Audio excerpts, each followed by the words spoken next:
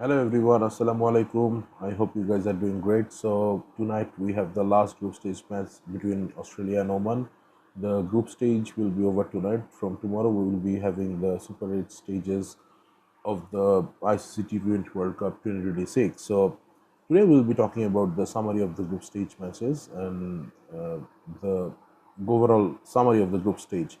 So if I have to start with the matches that I like most in group stage, as a fan, in number three, I will put the New Zealand versus South Africa match in number three because I think it was a big match, and due to the standing of the group, I mean, it became a match for the pride who is going to top the table in that sense. So we saw, I think we saw a good match where South Africa eventually won. The result might look one sided because South Africa won by 7 wickets, but overall, I think that was a good match that I would keep in number three as a cricketing fan. And in number two, I will keep the match between Sri Lanka versus Australia because, from a Sri Lankan perspective, the co host, this was their biggest match of the group stages because in their home ground playing against Australia, so that was the moment for Sri Lanka to prove, and also Australia needed usually they're a team they would love to do well against Sri Lanka in their home ground, so they're a fighter team, I would say. So I expected that match to be a good match even before the start of the World Cup as per the fixture, but due to the nature of the Australian team at that point of time, that match became something to look out for because it was primarily Australia needed to win this match against Sri Lanka, and Sri Lanka is uh, also needed to make this statement. This was the biggest game for their group stage matches, so they also need to give something to the home crowd as well. Yes, they have won against other teams, but beating Australia would certainly make a statement. So that's why I think at the end, how the match actually turned out, Australia in a do or die situation, almost scoring 180 odd runs, but the way Sri Lanka chased it down, I think I'll keep it as number two. And the best match so far, I think everyone would agree that is the match between South Africa and Afghanistan, two super overs. I mean, first of all, if you just see the last over, I mean, that's a roller coaster ride. I mean, uh, Rabada did a Cardinals in, I think, in under pressure last over, he bowled a no ball that was there, but the second no ball that was the Cardinals, and I would say, but eventually in the run out, if you also look at the run out that happened during the regular 20 over match, the last wicket of Fazal Haq Faruqi, I kind of thought that if Fazal Haq Faruqi had dived, so this game would have been over and would have missed that super over thrillers. I mean, two super over thrillers. So uh, kudos to both the teams for giving us an amazing game in this group stage. So, as a fan, my number one game as of now in this World Cup would be South Africa against Afghanistan with two super overs. Then let's talk about the worst game as against my expectation. I mean, that is India versus Pakistan. There can be so many things said about India and Pakistan, but I'm an avid Indian cricket fan, but even I would say that this Pakistan team in the last 18 to 14 months, I think if any of the recent times Pakistani team can actually give some challenge to the Indian team, I thought that this team could do that. But once again, I was never expecting this match to be like the way it had actually ended. It was just a one-sided game, and I mean we saw uh, part-time occasional bowlers are actually bowling. So I mean, totally disappointed in the India versus Pakistan match. Now let's talk about the surprise team. For me, the surprise team so far is Zimbabwe because prior to the start of the World Cup, I was not actually very confident. I was not even thinking that Zimbabwe even come this far, but they have done a wonderful job. I mean, uh, as I have said in my previous videos as well, that only two, three, four players that I was actually uh, keeping an eye on from the Zimbabwe side, and others. I mean, like Bennett, he has been what I saw that. I mean, for the last 1 year or so, I think he scored more than 1,000 plus runs with an average of 44, and being in the position where he bats, I mean, that tells you something about this guy, right? So he's in good form. We're seeing a great captaincy from Sikandar Raza. I mean, they understand that they have uh, limited resources, but the way he's actually utilizing their resources is really a treat to watch so far. And even, I mean, they beat Australia, but even Australians were expecting that the odds might go into their favor if Ireland also beats Zimbabwe and Sri Lanka beats Zimbabwe, then they have got a chance also. But Zimbabwe actually proved that they are here to actually stay, so they defeated Sri Lanka as well. So Australians, I guess, they currently have got nothing to say about that right now. So my surprise team from the group stage is Zimbabwe, and if I have to tell about who is the luckiest team so far, I would say England, because I was expecting England to be more convincing uh, from the start of this World Cup, because coming on to this World Cup just before the World Cup, they had a series against Sri Lanka in Sri Lanka. So I was expecting more, to be honest. So I think Nepal gave them a very tough time. I mean, narrow escape, I would say. So even after that, now whenever I'm looking back, so I think even uh, what we considered that West Indies will find it difficult to win against over England, but I think right now the way England team is performing, I would say West Indies was more deserving than England for sure. So I think they also had some other narrow escapes against Scotland even. So that's why I think England is the luckiest team so far in this group stage. And what I liked most about the group stage matches, I would say that the shorter the format is, the gap is reducing between the teams. So on any given day, actually, any small team or any associates or any team can actually beat any team. That is one thing I would say. So uh, the competitiveness, the increased amount of competitiveness between the games makes it much more interesting. So we have seen close matches, we have seen competitive fights, so between the teams in the match. So it's not a very one-sided tournament, especially looking at the overall group stage matches. So that's the thing I liked most about it. What I hated, mm,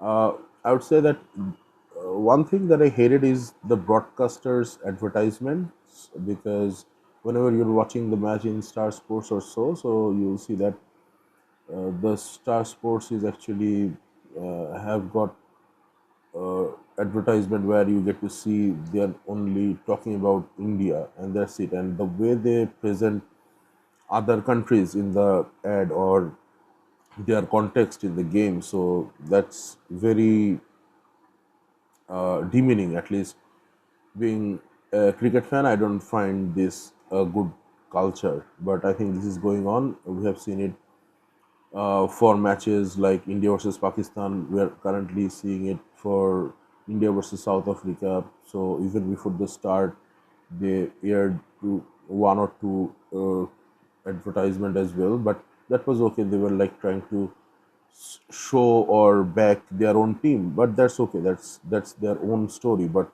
even for the matches, I mean, the way they portray that it's going to be very much one-sided. Yes, I mean, they are performing really well, but I don't find this a good practice, to be honest. So this is a thing that I hated most in terms of the broadcasters' uh, advertisement regarding promoting cricket. So I think they should change what they do. What I missed about this World Cup, that Bangladesh is not playing. Simple as that.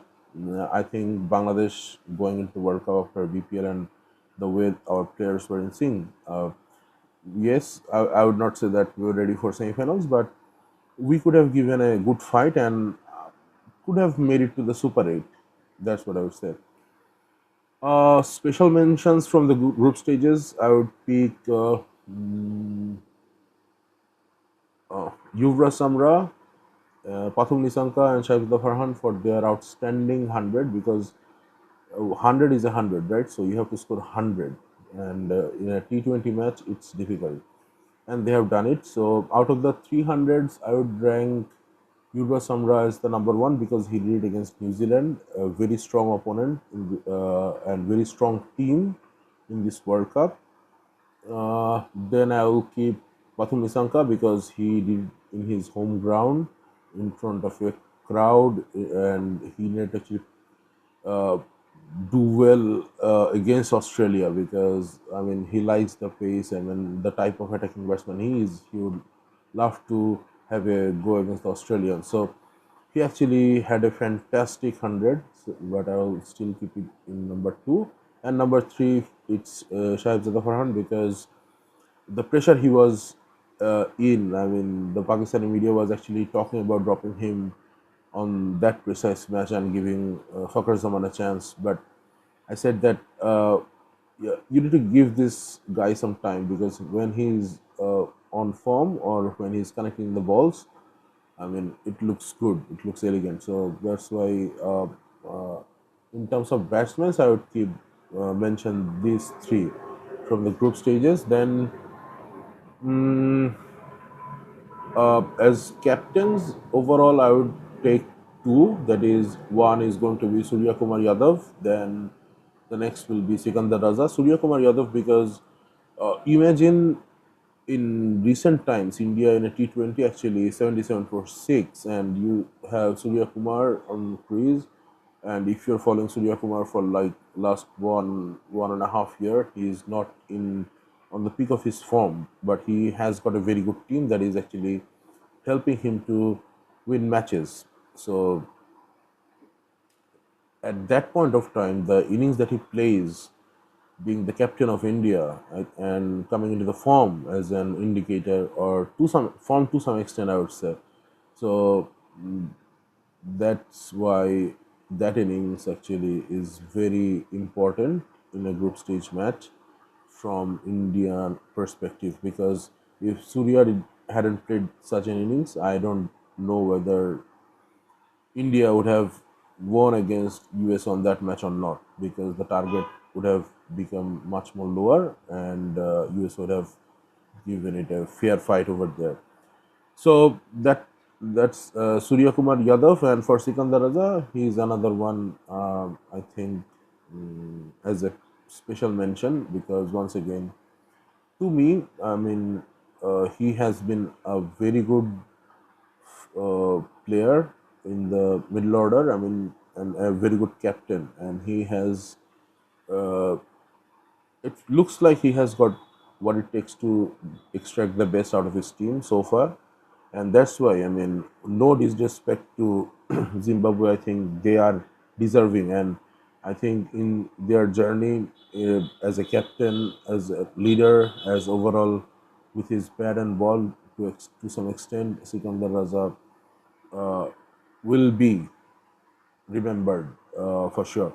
And I have got the Moscow brothers in my special players mention, because this is one team, Italy, that I was very confident about before the start of the World Cup. Because if you see, I said that my surprise team was Zimbabwe, not Italy. When I mean, Italy being in the World Cup for the first time, actually showing very good cricket to the world, and in fact getting their first win in the World Cup as well. So that's why I actually would love to mention the Moscow brothers. I mean, they were the heroes of the first win for Italy in a T20 World Cup, and they actually carried the uh, innings from the beginning till the end. And as I said, I mean, as a team, they looked aggressive, and overall, I mean, they were someone who looked fearless to me. I mean, they have got a good batting line that bats down to 6, 7 or positions. So they have actually executed, I think, most of the Yorkers like in the death overs. So they are a team to watch out for going forward. I think uh, this team, the Moscow brothers, the Menati brothers, Smart. So all of them have got so many things to still give to this team going forward. So this is the mention I would say. And as a team, I would also like to mention Italy because they have actually shown that if you are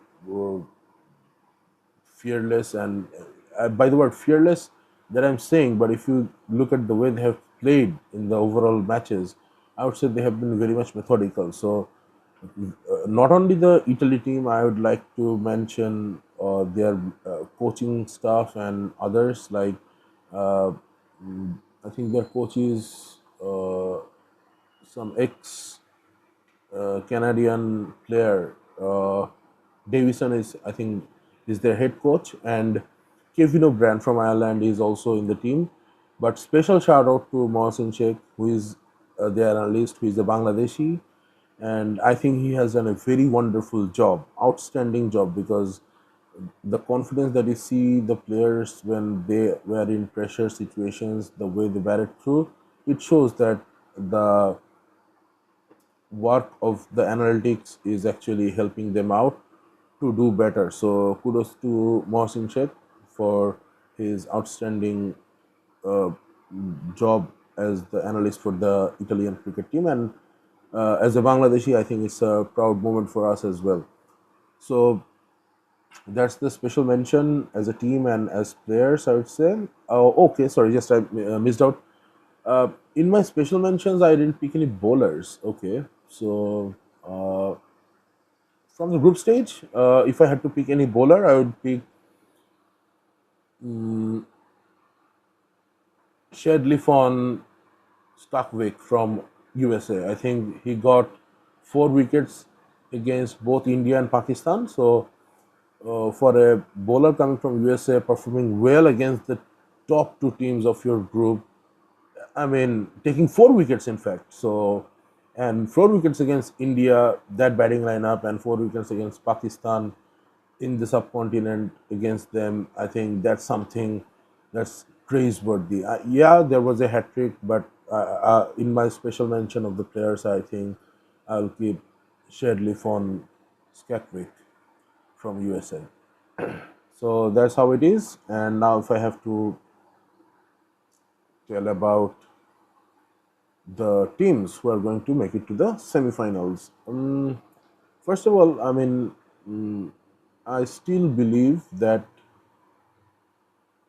India, New Zealand, and South Africa, they are going to make it to the semifinal. And the fourth team that I want is to be Pakistan. But looking at the overall condition and everything, I think everyone has got a fair chance to be the fourth. I would be really surprised if uh, Zimbabwe actually make it to the semifinals. Yes, they have had a very good run, but I'd be really surprised to see that because I think it has to be either Pakistan or Sri Lanka. Sri Lanka would be playing all their matches in their home turf, so they know they will have a better advantage over the condition. But I would love the fourth team to be Pakistan. So my top four picks would be my semi-final top picks would be India, New Zealand, South Africa, and Pakistan. Pakistan. Okay, so we'll be able to say more about it after the Pakistan New Zealand match that we have tomorrow. That is the first match of the Super 8. So, what do you think? This is absolutely my personal observation or review. You can actually share that which matches that you like, who any team or any players that you would like to mention, or who do you think are going to make it to the semifinals of this year's ICC T20 World Cup? Looking forward to hearing from you. Have a nice day. Bye bye.